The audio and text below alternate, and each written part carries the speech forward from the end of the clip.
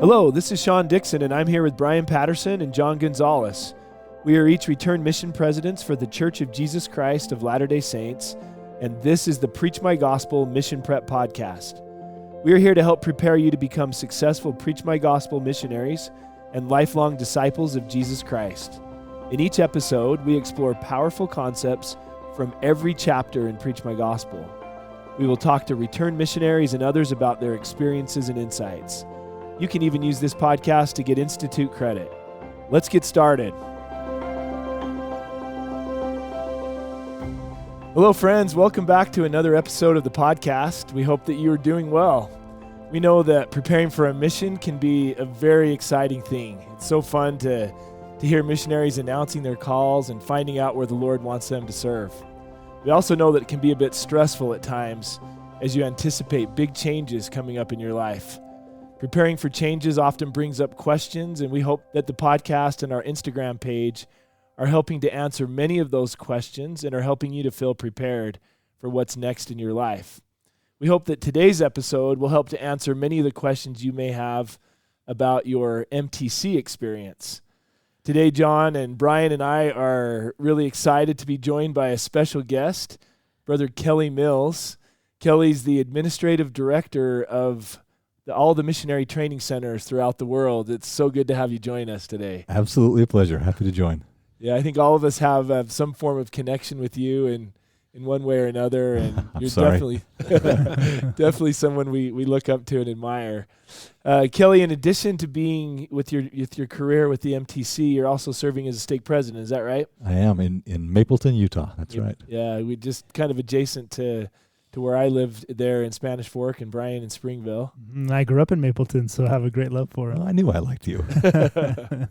That's awesome. In addition to that, you also served as the president of the Japan Fukuoka mission. Is that That's right? right. When was that you and your family were there? Well, it's hard to believe, but it was 2003 to 2006, almost 20 years ago that we started our service. Wow, that's amazing. So did you bring all of your family with you? We did. We had a 5-year-old, a 9-year-old, and a 12-year-old when we went out, and it was an amazing experience for all of us. That is incredible. Now, Kelly, you were there when Preach My Gospel rolled out, so you were there to start to implement that in your mission, correct? Yeah, that's right. We got to see how impactful that was for our missionaries. In fact, we were one of the test missions that started using it in late 2003. Wow. So you part of the mission was without it, and then part was with it. That's right. Wow. What did you notice about I know that was early on. I don't know if you could see the difference immediately, but any observations about that transition? Yeah, a couple of really powerful things that we saw quickly out of Preach My Gospel. One was the real power around planning focused on people and their progress. Chapter 8 made a big difference in our mission.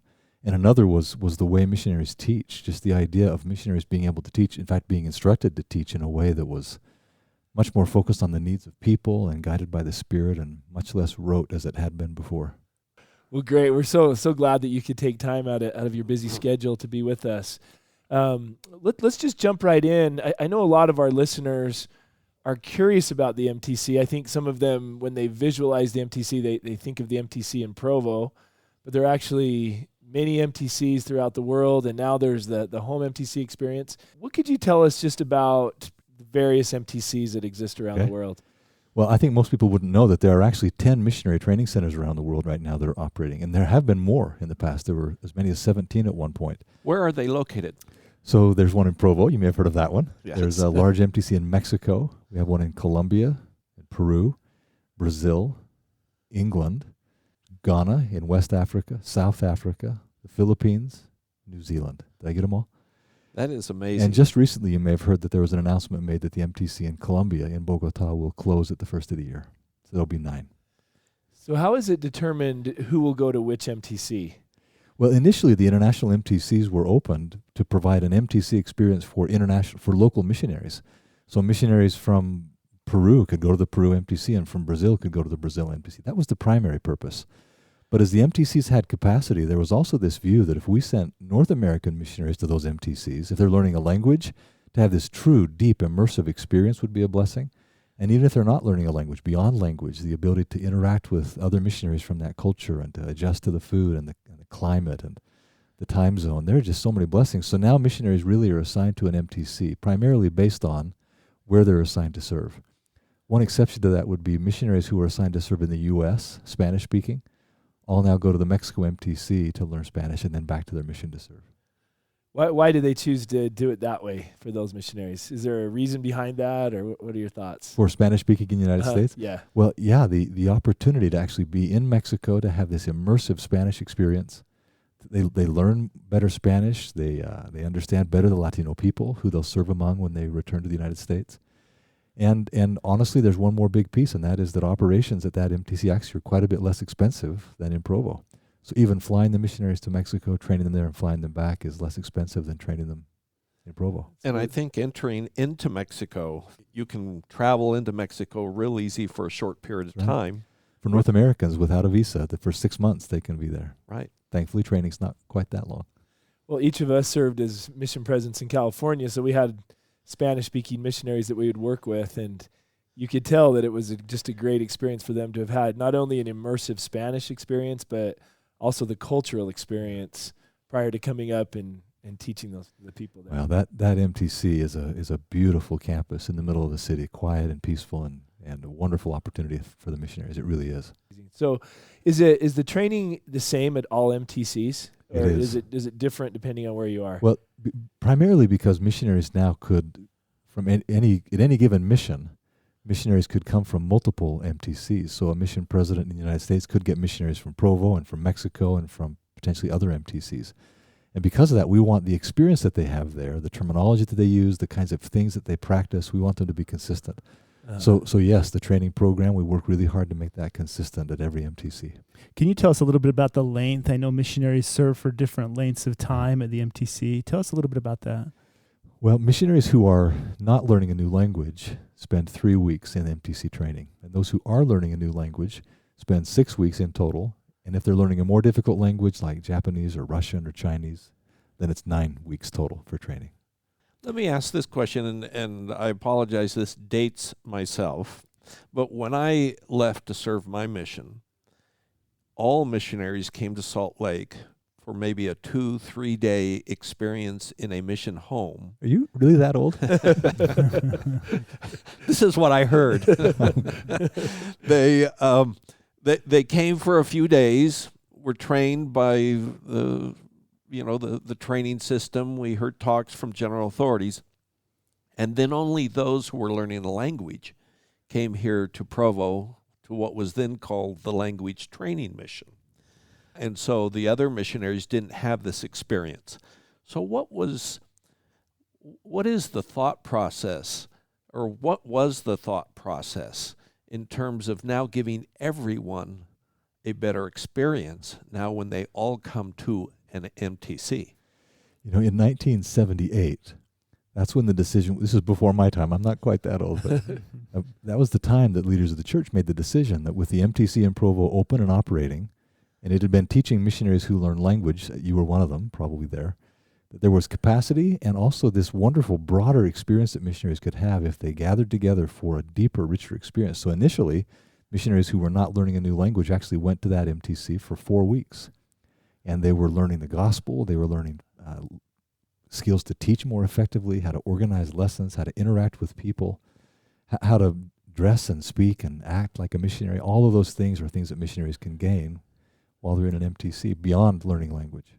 The MTC experience has evolved over the years, and now there's actually, you mentioned 10 MTCs throughout the world, but actually there's many more. Can you explain why you say thousands? So in March of 2020, when the pandemic really was starting to take root, we were instructed to close all the MTCs and send missionaries home or send them into their missions, and then to very quickly organize an at-home online training experience. And I'd been involved with MTCs for a long time and knew what kind of experience it was for missionaries to gather and to feel the Spirit and create relationships and learn language and drink lots of BYU Creamery chocolate milk and all of the essentials. And I thought, well, how do you replicate that with missionaries sitting at home in their bedroom or their dad's office on a little screen?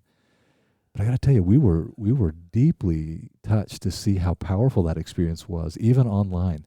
Missionaries were still creating strong relationships with their teachers and their districts. They were feeling the Spirit. They were learning the language. There were some things about that experience that were much more powerful than we thought they would be. So with missionaries now receiving training at home, thousands of places that we could refer to as MTCs. And then in the summer of last year, when MTCs began to reopen, there was this question, well, do we just go back to how we've always done things, just send missionaries straight to the MTC? Or do we leverage some of what we've learned at this at-home experience? And the leaders of the church made the decision to keep a portion of the at-home experience. So missionaries now will spend, if they're not learning a new language, just over 1 week at home and then 2 weeks at an MTC. And if they are learning a new language, just over 2 weeks at home and then 4, or for harder languages, 7 weeks at the MTC. What's the benefit of a missionary being at home for a week or 2 weeks, being online with a district and with MTC teachers, and then all of a sudden coming to the MTC that's different than what it was before? Let me tell you 3, I think, primary reasons that we've experienced that led us to this decision to keep an at-home component. One, missionaries are set apart. They put the name tag on, and the next day they start MTC. But that night, after first day of MTC, they sleep in their own bed. They eat their mom's cooking. They can talk to their dad at the end of the day about things they've learned. They can go for a long walk. They can pet the dog if that helps relieve stress. But that makes for this first step into their mission experience a much more emotionally soft, comfortable experience for the missionaries. And then when they do transition to the MTC, in the past, they didn't know anybody. They didn't know what to expect. They'd never been on the campus for most missionaries. And now they step onto the MTC campus, having already been with their group for at least a week. They know their teachers. They have the same teachers when they transition to the MTC. They know their district, their companion. They know what to expect. So they step on the campus, and even the transition to the MTC is much more comfortable now for missionaries because they have already been together for at least a week. That is amazing, just a little side benefit to the pandemic, because I can see what a tremendous blessing that is. Something I don't think we ever would have tried had we not already started at-home experience because of the pandemic. And there's one more really powerful piece that I don't think we really anticipated. When missionaries were doing their training at home, it was good for them, but we found that there was an impact on the missionary families. For most families, it was really powerful and continues to be. So at the end of the day, they can come and sit with their family and share a verse that they found that day, or practice sharing a lesson with their family, or practice their Spanish on their little brother, or all kinds of ways that they can now share this experience with their families. And we've found that has had a strong positive impact on the missionaries' families. Let me give you an example. In my stake president role, I set a missionary apart not long ago, and we were talking about the kinds of things that they could do, the family could do to help support the missionary, help it be a positive experience. And we were talking about things like, when the missionary comes out of their training, if you're all watching TV, maybe turn the TV off and make sure you're listening to music that's appropriate for a missionary. And one of the little brothers said, "Oh, don't worry, President. We've decided that none of us are going to watch TV for the entire 2 weeks that he's at home for training." And I was thinking, wow, that's an all commitment. A couple days later, I was talking to the missionary's dad and said, "So how's the no TV thing going?" He said, "Oh, that lasted for a day." But even beyond that, the fact that some families have gotten this idea that when the missionary comes out of their training, we're careful about the kinds of entertainment we're participating in and the kinds of music that we're listening to, and even family activities. If we all thought, let's all go swimming, and we know that he can't come with us, maybe you do different kinds of activities so the missionary on their preparation day or after class can join. There are a lot of things that families can do that make it powerful for the missionary, but also makes it a powerful experience for the families. What's the schedule like for an at-home missionary? Monday through Friday? What's that schedule like? So missionaries will have class for 3 hours twice a day, 2 shifts. So either morning and afternoon, or afternoon or evening, or morning or evening, depending on their teacher's schedules. So about 6 hours with their teacher. That's 5 days a week. They have when they're at home, they have Sunday where they can just participate in their meetings and with their family study and go for walks and do appropriate activities for Sunday with their family. Then outside of those 6 hours, they have assigned time to do personal study, companion study, connecting with their companion online, language study if they're learning a language, and then other opportunities to practice teaching. So their days are pretty full. And then they have one preparation day a week, and then Sunday where they spend the day with their family. That's great. What are some of the expectations or standards for missionaries when they're at home MTC? Oh, glad you asked that. A lot of families have wondered really what the expectations are, and the simplest way to describe that is that the minute a missionary is set apart, all of the standards that we find in the missionary handbook, missionary standards for disciples of Jesus Christ, they all apply. So missionaries should get up at 6:30, and they should go to bed at 10:30, and they shouldn't be playing with their Xbox or calling their girlfriend at the end of the day. They ought to think this way: if I was at the MTC, would I do this? And if the answer is no, then they shouldn't. The one little exception to that is the companion rule. So if a missionary is actually engaged with their district and their teacher in training at home, and the family has other things they need to do during the day, so the missionary is at home alone while they're in training, that's appropriate, as long as they're not alone when they leave home.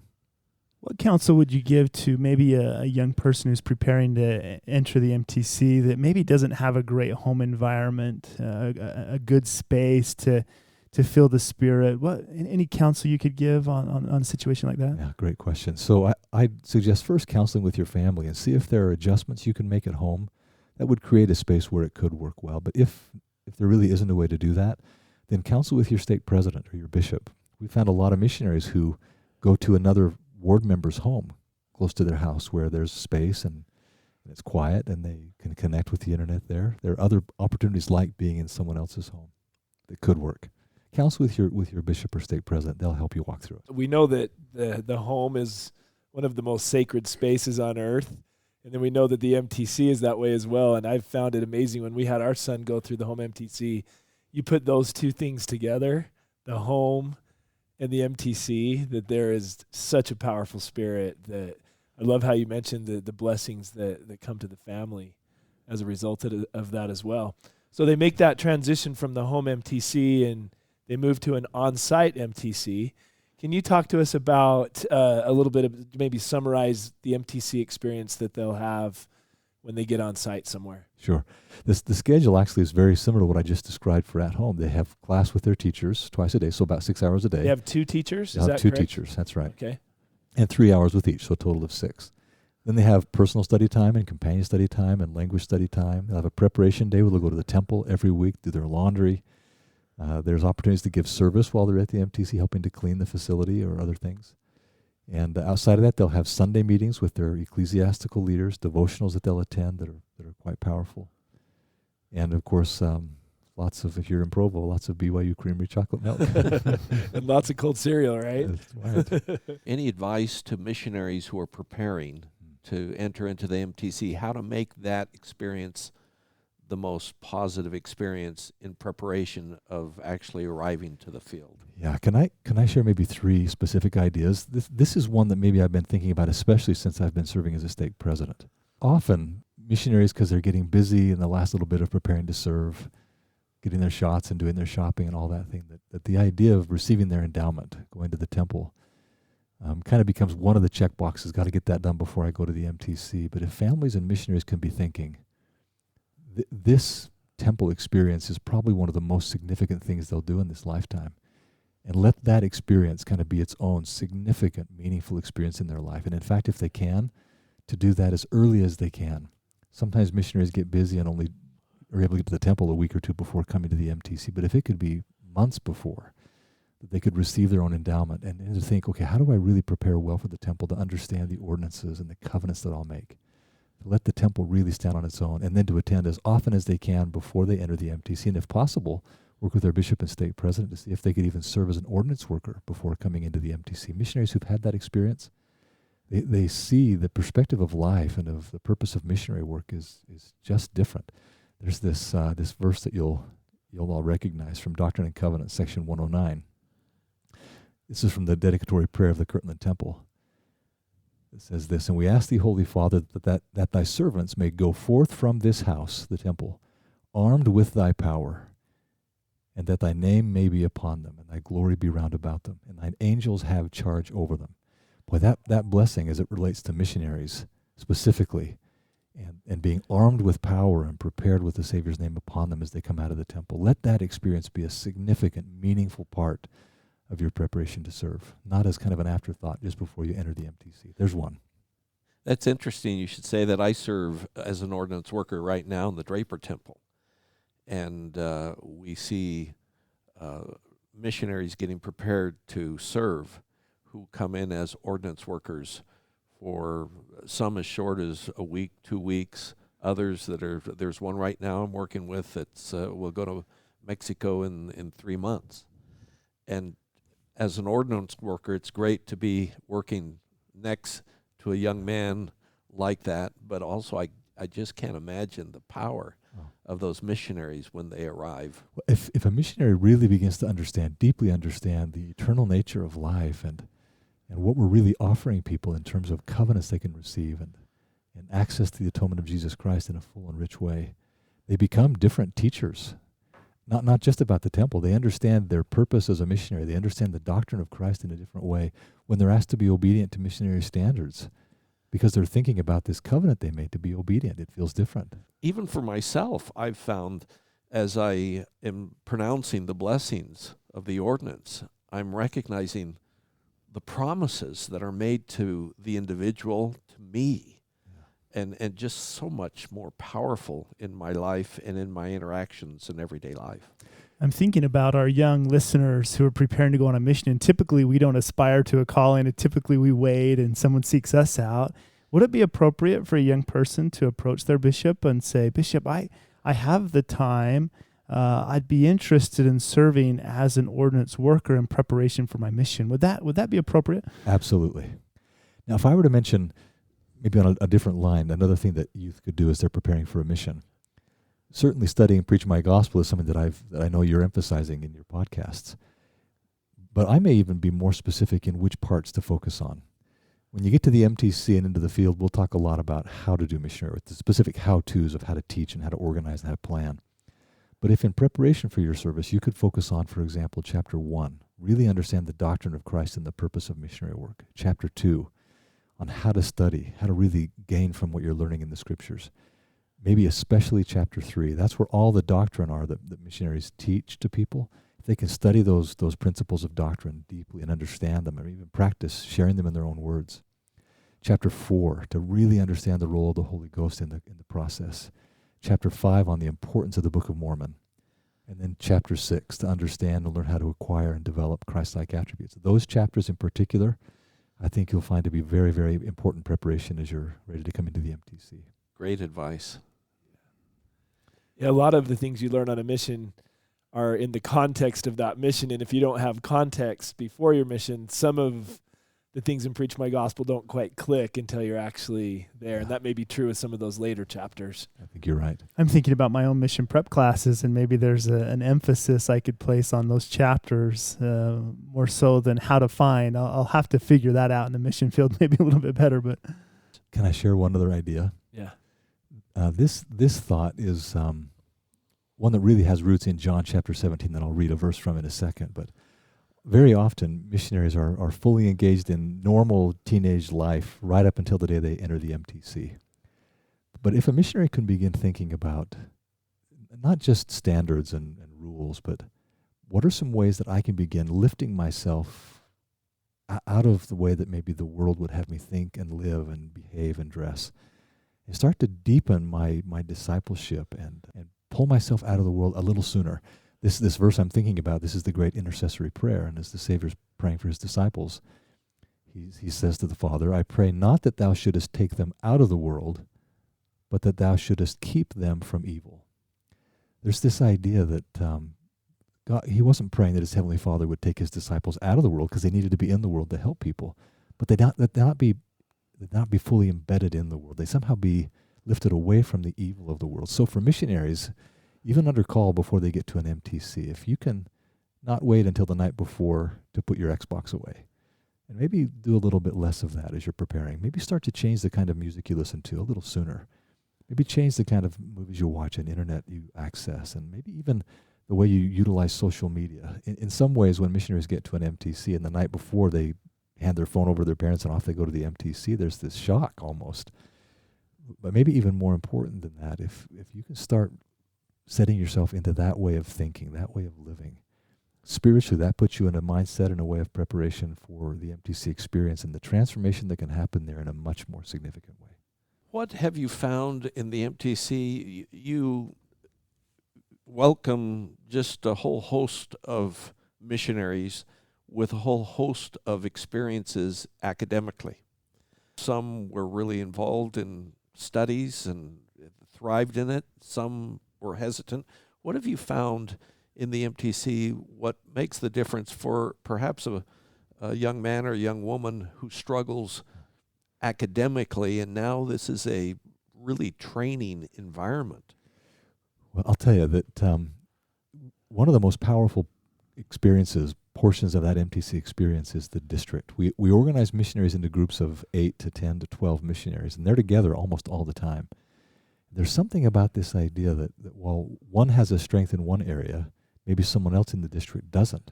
And as missionaries start to realize, hey, I can help my companion. And then the opposite may be true in something else that I'm trying to learn, where he may be able to help me. This idea of let's do this together as a district. I'll help you and you help me and we'll progress together. There's something in that, well, I think it's the perfect demonstration of Christianity. That's just how the Lord would have us do it. But I'll also mention this. There are some missionaries, I was one of them. I was assigned to learn Japanese, and I hadn't done all that well in school. I'd never studied a second language before, and I thought, wow, me, Japanese? I'll tell you, my own experience and my experience of watching thousands of missionaries is for the missionaries to believe this. You can do this. It is the most amazing thing for me to see how missionaries who never thought they could learn a language, they can. Or never thought they could handle being away from home, they can. Or never thought they could deal with wearing a necktie every day or whatever it might be. You absolutely, when you're embracing the Lord in His service, you can do this.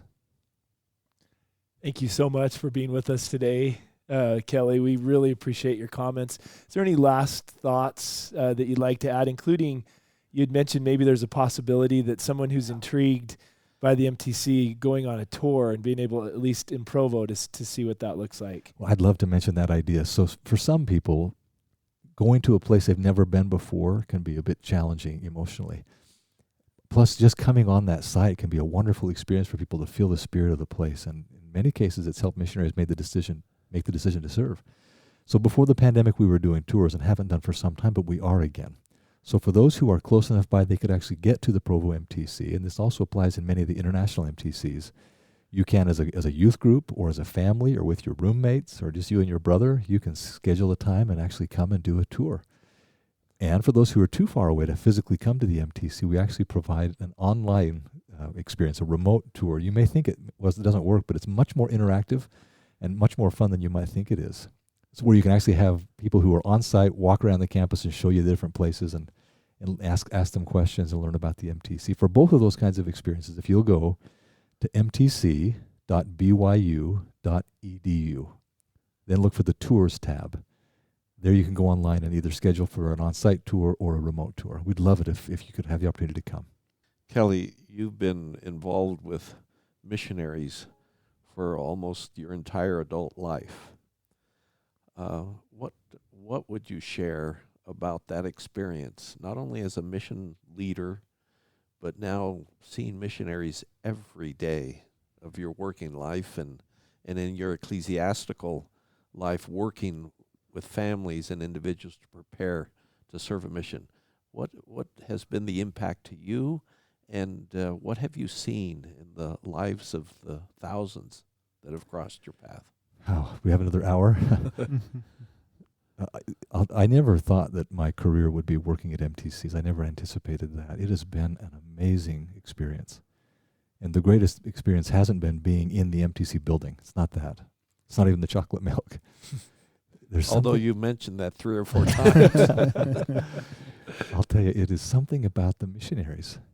The fact that I get to be around them every day when I'm at work and see the humility of their hearts and to see them change and to have them walk up to me and ask if they can practice bearing their testimony in Japanese or whatever it might be. Just being around the missionaries and feeling the strength of them, their lives, and the sacrifices they're making.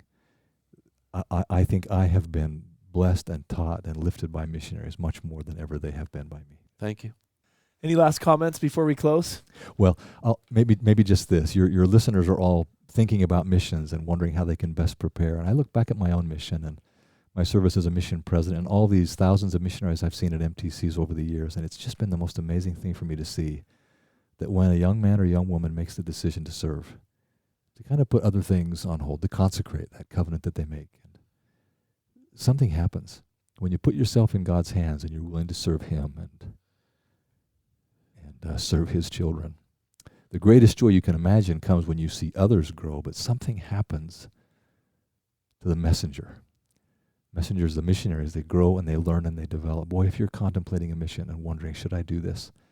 Boy, I'll tell you, my suggestion would be absolutely. nothing you could do at this point in your life that would be more meaningful for you and more meaningful for God's children.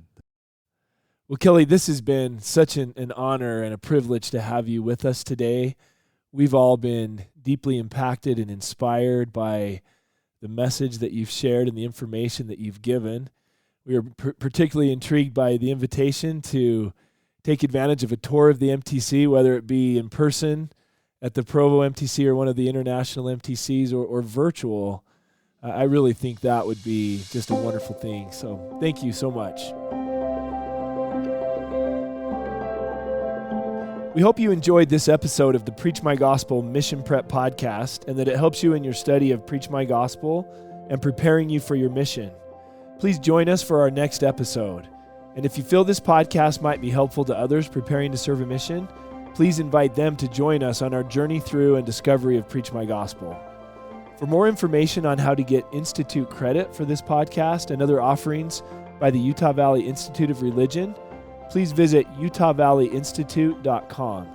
You may also find us on Instagram at Preach My Gospel Podcast.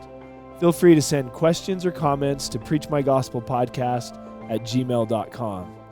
The Preach My Gospel Mission Prep Podcast is produced with the permission of the Utah Valley Institute of Religion. The hosts are expressing their personal views based on their own experiences, applying the principles of Preach My Gospel, and accept full responsibility for the content in these podcast episodes.